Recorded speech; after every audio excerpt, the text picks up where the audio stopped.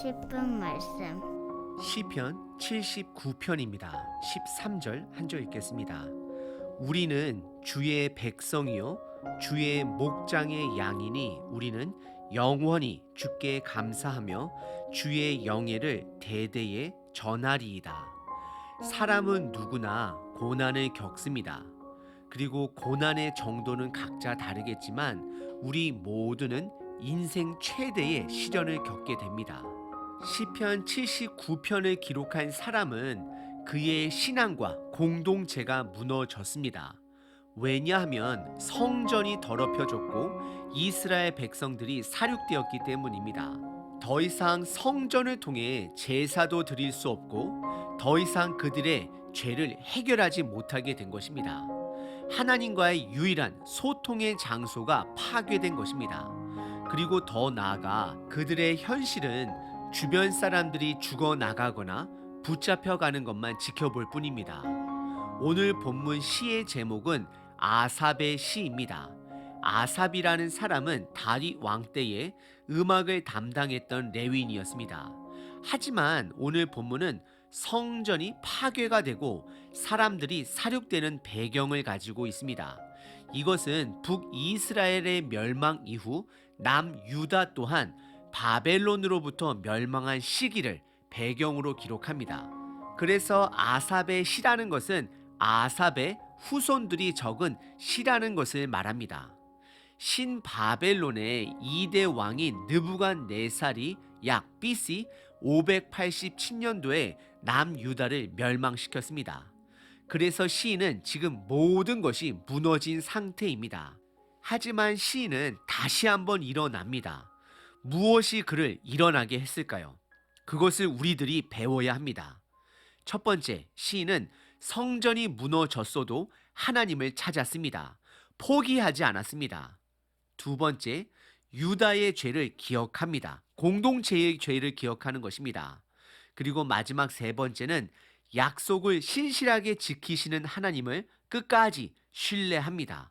혹시 여러분들 지금 인생의 바닥을 치고 계신가요? 포기하지 마시고 하나님을 붙드시고 찾아야 합니다. 그리고 개인의 죄 또한 인지하실 수 있어야 합니다. 그리고 신실하게 언약을 지키시는 하나님을 끝까지 신뢰하셔야 합니다. 오늘 본문은 크게 세 부분으로 나눌 수 있습니다. 첫 번째는 시인의 탄식입니다. 두 번째는 시인의 탄원입니다. 마지막 세 번째는 시인의 찬양입니다. 첫 번째 부분은 1절서부터 4절까지 시인의 탄식입니다.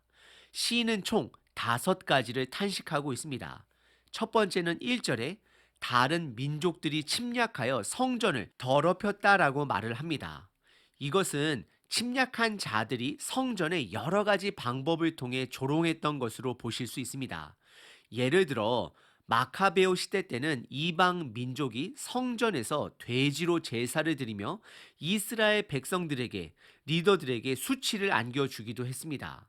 그리고 두 번째는 1절에 성전과 성읍이 다 무너졌음을 기록하고 있습니다. 그래서 예루살렘이 돌무더기가 되었다라고 시인은 기록합니다.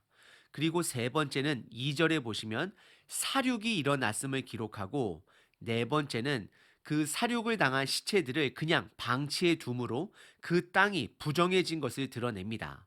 그리고 마지막 5번째는 이것으로 인하여 이스라엘은 이방 민족으로부터 조롱거리가 되었다라고 시인은 기록합니다.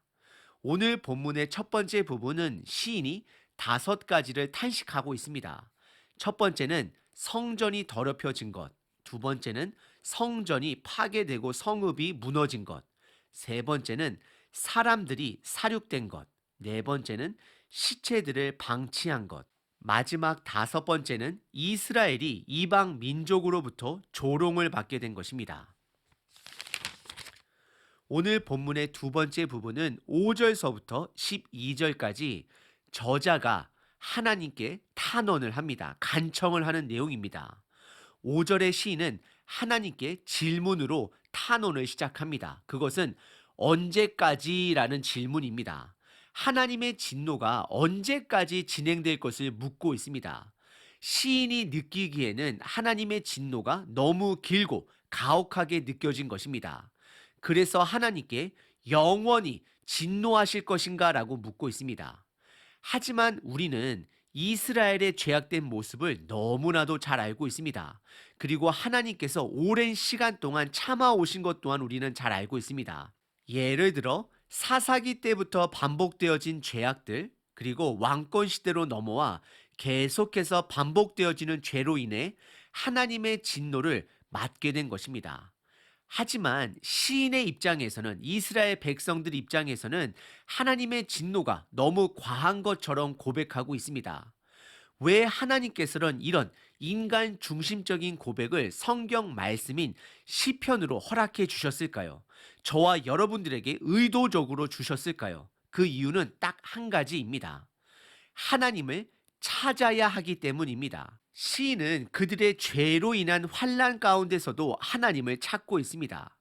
우리는 시인의 이러한 하나님의 찾는 마음을 반드시 기억하고 배워야 합니다. 그리고 시인은 6절에 보시면 주를 알지 못하는 나라들에게 주의 진노를 쏟아달라라고 탄원을 합니다. 성경은 우리들의 현실적인 모습을 드러냅니다. 하나님의 기준으로 보게 되면 이방 나라나 이스라엘이나 다를 것이 없습니다. 어찌 보면 이스라엘은 하나님과의 관계를 깬 자들로서 더 죄가 많을 수도 있습니다. 그리고 영적으로 바람을 피운 자들입니다. 하지만 시인은 하나님의 언약을 붙들고 원수들을 심판해 달라라고 간청하고 있는 것입니다. 그리고 시인은 이스라엘 공동체의 죄악을 인지하고 있음을 확인하실 수 있습니다. 5절에 보시면 어느 때까지 하나님께서 진노하실 것인가? 이거는 이스라엘 백성들의 죄를 인지한 데서 나오는 질문인 것입니다. 그리고 8절에 우리 조상들의 죄악을 기억하지 말라라는 간청을 하게 됩니다. 그리고 9절에서는 죄를 사해달라라고 간청을 합니다. 우리는 나의 죄도 보아야 하지만 내 가족의 죄, 우리 공동체의 죄, 이 시대의 죄를 볼 수 있어야 합니다. 인지할 수 있어야 합니다. 개인의 죄, 공동체의 죄, 가족의 죄, 이 시대의 죄 모두가 다 연결이 되어 있습니다. 내 죄를 보지 못하고 공동체의 죄를 보지 못하고 현재의 고난 속에 하나님만을 원망하는 것은 하나님을 경외하는 것이 아닙니다. 하지만 시인은 공동체의 죄를 인지하고 있습니다. 9절입니다. 우리 구원의 하나님이여 주의 이름의 영광스러운 행사를 위하여 우리를 도우시며 주의 이름을 증거하기 위하여 우리를 건지소서, 우리의 죄를 사하소서라고 간청합니다. 그리고 이어지는 10절에서는 이방 나라들이 이스라엘 백성들에게 너희들의 신은 어디 있냐라고 조롱을 드러냅니다. 그리고 11절에서는 주의 크신 능력으로 이스라엘을 보호해달라 간청하며 12절에 원수들의 조롱을 7배로 갚아달라 하나님께 간청을 합니다. 오늘 본문의 두 번째 부분은 시인이 하나님께 간청을 하고 있습니다. 시인은 하나님을 찾았고 이스라엘 공동체의 죄를 인지했습니다. 그리고 하나님의 이름을 욕되게 하는 원수들의 국가를 심판해달라 간청합니다. 오늘 본문의 마지막 세 번째 부분은 시인의 찬양 고백입니다. 13절입니다. 우리는 주의 백성이요 주의 목장의 양이니 우리는 영원히 주께 감사하며 주의 영예를 대대에 전하리이다라고 찬양으로 마무리하고 있습니다.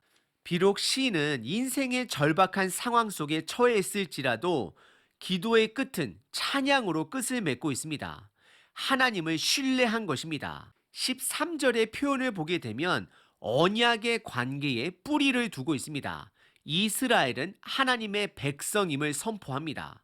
그리고 동시에 백성으로서의 두 가지 정체성을 서원합니다. 첫 번째는 하나님께 영원히 감사할 것을 고백합니다. 그리고 두 번째는 하나님의 영광을 다음 후손들에게 대대에 전할 것을 말씀하고 있습니다. 오늘 본문의 세 번째 부분은 시인의 찬양 고백으로 그의 탄식과 탄원의 기도를 마무리하고 있습니다. 혹시 지금 시련 속에 계신가요? 첫 번째, 예수님을 다시 붙드셔야 합니다. 찾으셔야 합니다. 포기하지 마셔야 합니다. 시인은 성전이 무너진 가운데서도 하나님을 찾았습니다. 예수님은 우리의 온전한 성전이 되어 주십니다. 두 번째, 개인의 죄뿐만 아니라 공동체의 죄를 인지할 수 있어야 합니다. 볼 수 있어야 합니다. 우리들의 모든 시련이 우리의 죄로부터 오는 것이라고는 말할 수는 없습니다. 하지만 성경은 크게 시련을 세 가지로 말하고 있습니다. 첫 번째는 오늘 시인의 고백처럼 그들의 죄악으로부터 오는 시련이 있다라는 것입니다. 그래서 우리는 나의 죄, 내 가족의 죄, 우리 공동체의 죄, 이 시대의 죄를 인지할 수 있어야 합니다. 그리고 두 번째 시련은 성장시키기 위한 시련이 있을 수 있습니다. 그리고 세 번째는 그리스도인으로 살기 때문에 받는 시련이 있을 수 있습니다. 이왕이면 예수님의 삶을 살기 때문에 받는 시련을 선택해야 할 것입니다. 그리고 마지막 세 번째는 하나님을 신뢰해야 합니다. 시련의 끝은 반드시 있습니다. 그리고 예수님 안에 끝까지 거하는 자의 끝은 하나님의 평안이 기다리고 있을 것입니다. 다시 한번 세 가지를 정리해 보도록 하겠습니다. 첫 번째, 하나님을 끝까지 찾고 붙드셔야 합니다. 두 번째, 나의 죄, 공동체의 죄를 볼 수 있어야 합니다. 세 번째, 하나님을 끝까지 신뢰하셔야 합니다. 오늘 하루 하나님을 붙드시고 비록 시련 속에서도 하나님을 찬양하시는 저와 여러분 되시길 바랍니다.